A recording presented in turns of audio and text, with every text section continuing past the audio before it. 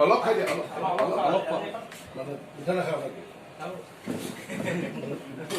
লাজ কৰছে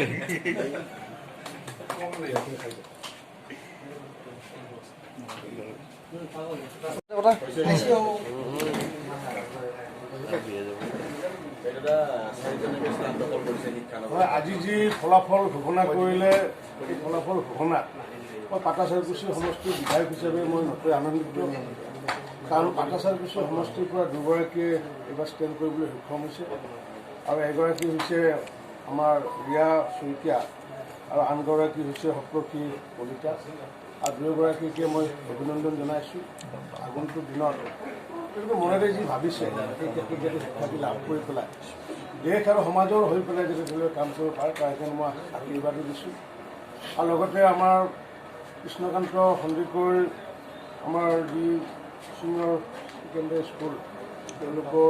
অধ্যক্ষ লগতে সমূহ শিক্ষক শিক্ষয়িত্ৰীসকলক মই ধন্যবাদ জনাইছোঁ আৰু এটা সুস্থ সবল ভাল পৰিৱেশ কৰাৰ কাৰণে শিক্ষিত দিশতে হওক বা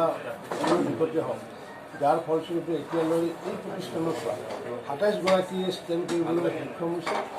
মই ভাবোঁ যে এই ধাৰা অব্যাহত থাকক আগন্তুক দিনত বজালী যিহেতু আমি শিক্ষাৰ পীঠস্থান বুলি কওঁ গতিকে শিক্ষাৰ পীঠস্থানত অংশগ্ৰহণ সহায় সহযোগ অৰিহণা সকলোৰে আছে শিক্ষক শিক্ষয়িত্ৰীসকলৰো আছে আৰু নিশ্চিত ওপৰত ছাত্ৰ ছাত্ৰীসকল থাকিব গতিকে যিসকলে ষ্টেণ্ড কৰিছে নিশ্চিত ওপৰত ভাল লাগিব সমষ্টিৰ বিধায়ক হিচাপে যিসকলে